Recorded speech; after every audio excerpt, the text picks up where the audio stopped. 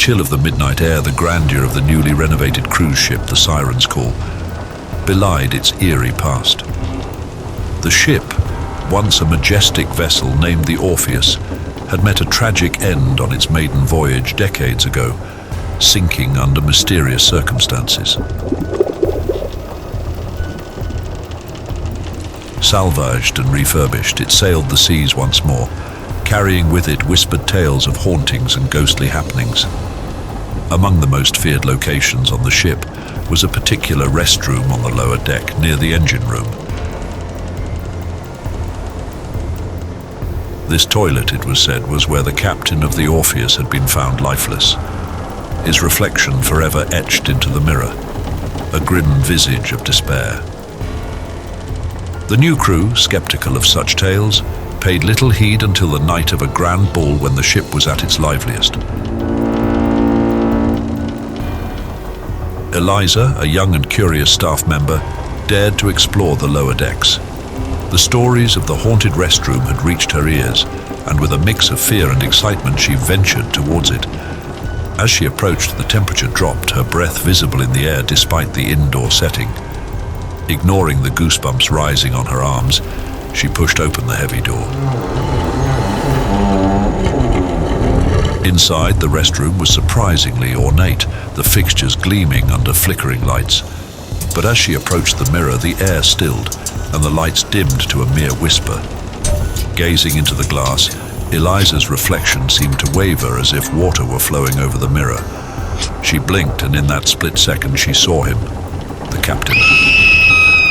His eyes were hollow, filled with a silent scream, his uniform sodden and stained with the salt of the sea. Frozen in terror, Eliza couldn't move as the captain's hand reached out from the mirror, water dripping from his ethereal fingers. He pointed towards the stalls behind her, and as she slowly turned, the sound of running water grew louder. One of the stall doors creaked open, revealing nothing but darkness inside. Summoning every ounce of courage, Eliza stepped towards the stall, her heart pounding in her chest. As she neared, the sound abruptly stopped, replaced by a low, sorrowful moan that echoed off the tiled walls. With a trembling hand, she pushed the stall door fully open. Nothing but the shadows greeted her, but the air was thick with the scent of the ocean deep. Suddenly, the lights flickered back to life and the restroom door swung open. Another crew member, looking for Eliza, had heard her screams. Rushing to her side, they found her pale and shaken, unable to explain the terror she had just experienced.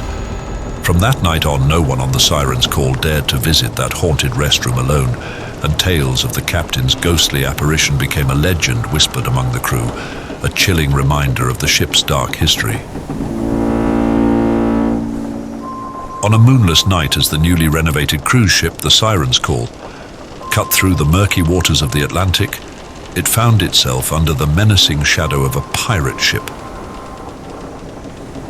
These modern pirates, armed with high-tech gear and driven by greed, had heard rumors of the ship's luxury and had come to plunder its riches.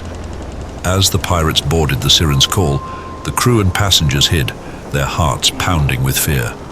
The pirates, confident and ruthless, began their search for valuables, splitting up to cover more ground. One of the pirates, a burly man named Rolf, stumbled upon the lower decks. He had heard whispers from the frightened crew about a haunted restroom where the ghost of the old captain lingered. But Rolf, scoffing at such tales, decided it was a good place to search for hidden treasures.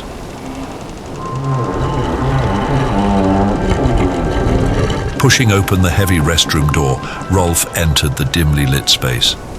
The air was cooler here, the atmosphere laden with a silent dread he tried to ignore. As he moved towards the sinks, the lights flickered erratically, casting ghostly shadows. Rolf laughed nervously, mocking the idea of ghosts, yet he couldn't shake off the creeping unease. Approaching the mirror, Rolf's reflection seemed distorted, his features grimacing back at him in ways he hadn't posed. Then, in the dim reflection, a figure slowly materialized behind him, a man in a captain's uniform, his face gaunt and eyes hollow, filled with an unspoken rage. Frozen with fear, Rolf watched as the captain's ghost approached him in the mirror.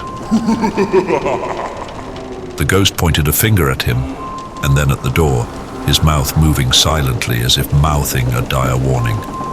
The lights in the restroom flickered faster, and the faucets turned on by themselves, spewing water violently. Panicked, Rolf turned to flee, but the restroom door slammed shut on its own. The ghost of the captain appeared before him, not just in the mirror now, but standing in the room, translucent and shimmering with an eerie light. The ghost spoke in a voice that was like the howl of the wind over the sea. "Leave this place and never return, or perish beneath the waves like those before you." Rolf, his heart racing with primal fear, pounded on the door, screaming for his fellow pirates. When they finally broke the door open, they found Rolf collapsed on the floor, pale and shaking, babbling about the vengeful ghost. The pirates, seeing the terror in Rolf's eyes and feeling an unsettling cold fill the air, decided that this ship was cursed. They retreated hastily, leaving the Siren's call and its spectral guardian untouched. From that night onwards, the story of how the ghost of the old captain protected his ship from pirates became legendary among seafarers. The Siren's call sailed on, its ghostly protector forever etched into its lore, a spectral sentinel against the greed and corruption of the world beyond its haunted hull. The cruise ship Siren's Call, once haunted by the ghost of its former captain, was now a vessel of grandeur and grace ploughing through the ocean waves. On a special voyage commemorating the ship's storied past, an elderly lady named Eleanor decided to partake in the journey. Eleanor had a secret connection to the ship. She had been the beloved of the captain, whose ghost was said to haunt it. Eleanor, now in her late 80s, walked with a grace that belied her age. Her connection to the captain was known to few. They had been deeply in love before the ship's original tragedy, where the captain met his untimely demise. Eleanor approached the cruise with a sense of closure, hoping to finally say the goodbye she never had the chance to utter. One evening, drawn by a force she couldn't explain, Eleanor wandered down to the lower decks and found herself standing before the infamous haunted restroom. With a deep breath, she pushed the door open and stepped inside. The air was cooler here, thick with the echoes of the past. As she approached the mirror, the lights dimmed to a soft glow. The atmosphere filled with an electric charge, and the mirror began to cloud over, mist swirling across its surface. Then, in the reflection, the captain appeared. He looked just as he had all those years ago, his eyes immediately locking with Eleanor's. "Eleanor," the captain's ghost whispered, his voice a mix of joy and profound sadness. Tears welled up in Eleanor's eyes as she reached out towards the mirror, her hand trembling. "My love, I've waited so long," she said, her voice breaking. The captain's ghost stepped out of the mirror, becoming more defined, almost lifelike. They spoke of their past, their dreams, and the sorrow of their separation. Eleanor, with a gentle smile, told him about the life she had led, always keeping him in her heart. As they shared these moments, the room brightened gradually, the air warming with a light that seemed to emanate from nowhere and everywhere. The captain looked around, his form beginning to shimmer with a soft radiance. "Eleanor, my love, you freed me. Seeing you, knowing you carried on, it gives me peace. I can leave now, knowing you've lived a full life." Holding back tears, Eleanor nodded, understanding that this was their final farewell. "Go in peace, my love," she whispered. With a final look of gratitude and love, the captain's ghost slowly faded, the light engulfing him until he was gone. The room returned to normal, the heavy air of the past clearing, leaving a serene calm. From that day forward, the Siren's Call was no longer haunted. Passengers and crew noticed a change. The lower decks no longer felt eerie or cold.